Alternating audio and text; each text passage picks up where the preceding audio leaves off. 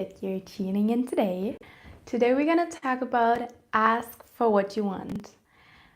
This is such a cool and amazing topic because I went from never receiving what I really wanted to receiving all the time what I want, and so easily and so effortlessly, and it just feels so good, and it just is amazing. It makes life more fun, relationships easier, and more fulfilling for myself.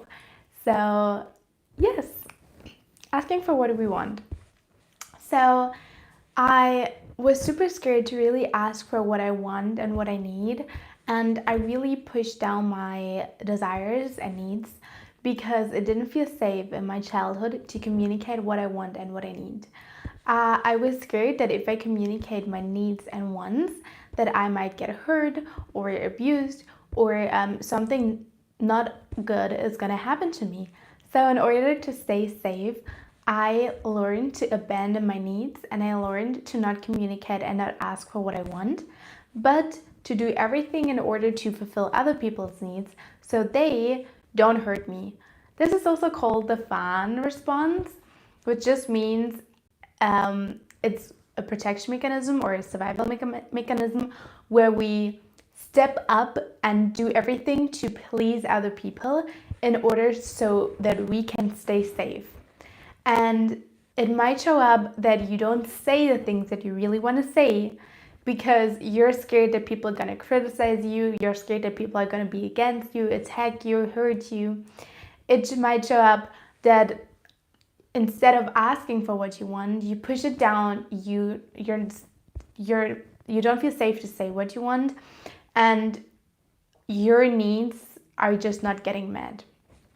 And the thing that I learned for myself is that as an adult, it is my responsibility that I receive what I need, and that I'm taken care of, and that I have everything that I need in order to thrive and live and feel good.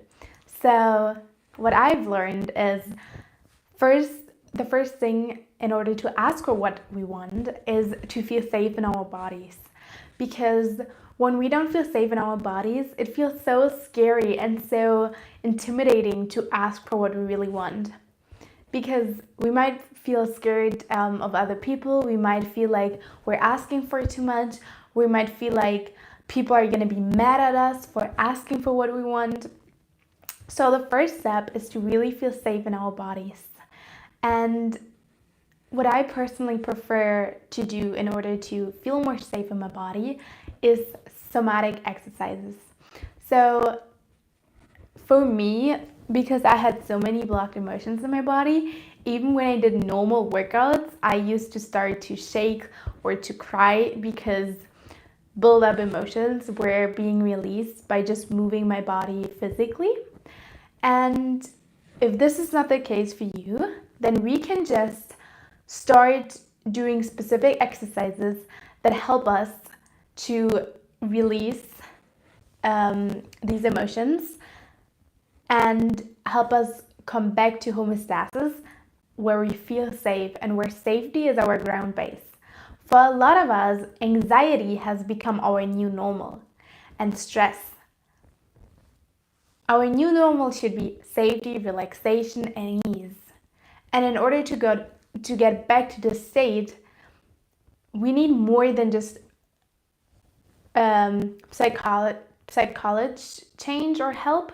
We need physical changes, because these are biochemical reactions, our feelings, that have been suppressed so many times, that now need to be integrated and to be released. And yeah, there are just different exercises I do, and often I just do what my body feels like doing. But one thing is, for example, you can't see it right now really well, but just shaking my legs like this, and then you will see that your body continues to shake on its own and release whatever is being stored there.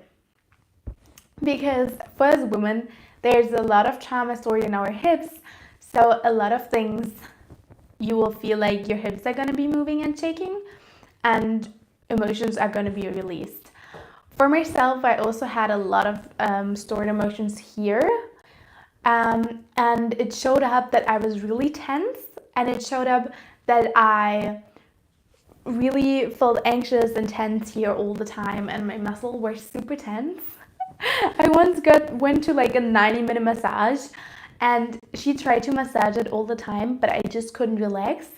And when she massaged my hips, then I could relax, because all the stress and trauma was being released while she massaged my hips. And then the rest of my body also relaxed, because it communicated to my body that we're in a state of safety right now, and that therefore we can relax. So this is one thing I do is like shaking my legs, and the other is just like holding my shoulders like this, and then let it move the way it wants to move by itself. And what else do I do? It's like bending like to the back like this, and then looking to the left, straight, or to the other side. And you will feel, especially here in the lower back, for me there's a lot of emotion stored. So if you have lower back pain, it might be because there's just a lot of trauma being stored there. So these are just like glimpses of what we can do. I have a whole playlist with videos from other YouTube channels. It's called Trauma Release Exercises, and just watch these videos and you will see and understand what I mean. And I will add more to this playlist. Every time I find like a good video, I will just add it, and you can just check it out, because they just have like professionally filmed videos and show you how to do it and what's happening in your body. But that is what we need. So we need a feeling of safety in order to feel safe enough and secure enough in our body to approach people and to ask for what we want. If we feel like we're being hurt or abused, or it's just not safe, and this does not have to be a conscious thought. If I ask for what I want, I'm getting hurt. It is your body being programmed to still feel like that, and therefore when you want to ask for something, you feel super anxious. So that was the case for me. It really took like quite a time to get back to where I am right now, for just being able to communicate my needs and desires the way I do right now. And it helped me like in sales so much, because I couldn't sell, even though I would say I have quite a natural gift to sell, whatever it is. I want to like bring to the people and add value by doing so. And I couldn't, because I was so scared of people, because of the things that happened and the emotions that were still programmed, and the behaviors I still had to protect myself from abuse or whatever happened in our past. So the other thing, and I see this in a lot of women, and I don't see it as much in men, it is to ask for what we want and to feel guilty and to feel like, oh, I'm asking for too much, or I already asked them like last week, I can't ask them again. And I found myself doing this all the time. I'm like, oh, I already asked for so much, I can't ask again. And then I was with male entrepreneurs, or just men, and where I felt this, and we were together in the same situation, and where I felt like, no, we can't ask them again, or we can't call them again and ask for like this or that. They were like, no, I just call. And then they called 5 times if they needed to, because that's what they needed to. And they didn't even take the time to be like, oh no, I don't think I can ask for that much. It's gonna be too much. I don't want to annoy them. I don't want to seem like I'm just using them. And so that is something that I realized in a lot of women and in myself. So I always felt like, no, I can't ask again. I'm asking for too much. I felt so guilty. I felt so shamed. I felt so scared. And my whole body was just like, no. And like 2 or 3 weeks ago, I decided whenever I feel this feeling of I'm asking for too much and I'm feeling ashamed and I'm feeling guilty, then I decided I will ask anyways, and I let the other person decide if they want to do it or not. Because the people that I am with and that I have in my life, they're capable human beings who are able to say no, to set boundaries, and to communicate to me if what I'm asking is too much for them, if what I'm asking for, they don't want to do it. And just give them the responsibility, or these people are taking the responsibility. I'm just like grabbing this and me trying to protect them, but they're capable human beings who have the ability to say no.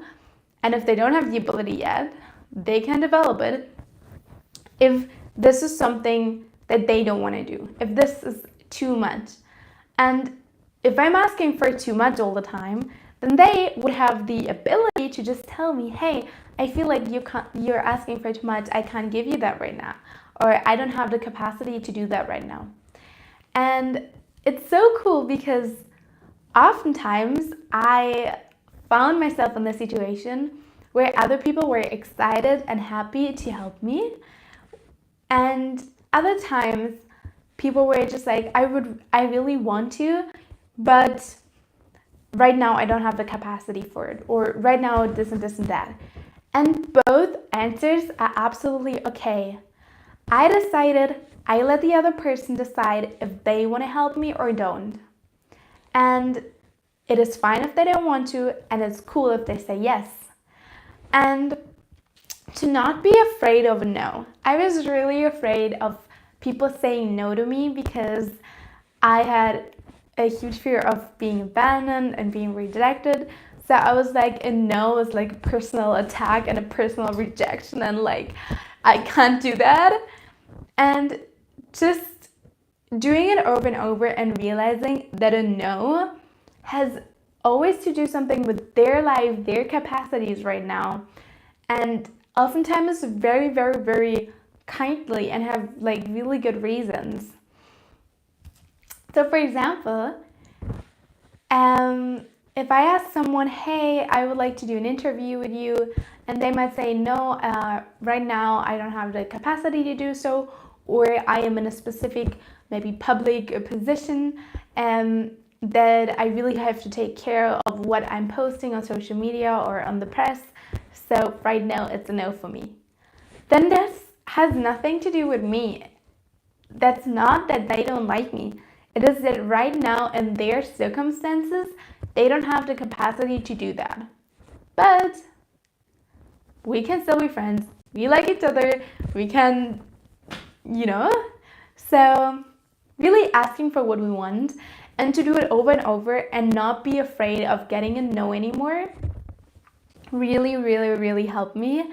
And yes, actually also helped me like in sales and just like selling things to people, because if one person says no, there are a lot of other people that I can ask. And the more I ask, the more I will hear the say no, but the more I will also hear this word yes. And yeah, that is what I really learned.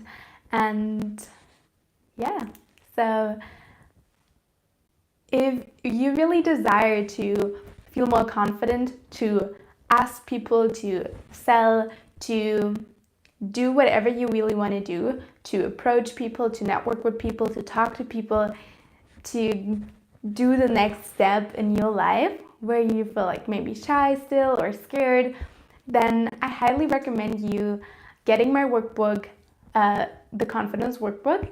The link is going to be in the bio. It is about building confidence and rewriting your beliefs and rewriting your thought patterns in order to feel automatically be more confident, to exude and embody more confidence, and to be the confident woman that you desire to be, because a little bit of confidence can make a huge difference in our results.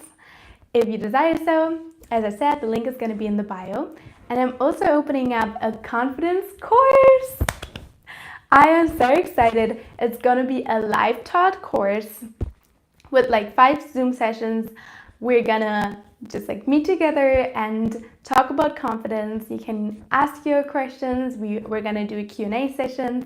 I'm gonna talk about my experience and about, just program our minds and bodies in order to be more confident, feel more confident, to do the things that we're scared of doing, and to develop the trust in ourselves and our abilities to get to do whatever we want to do.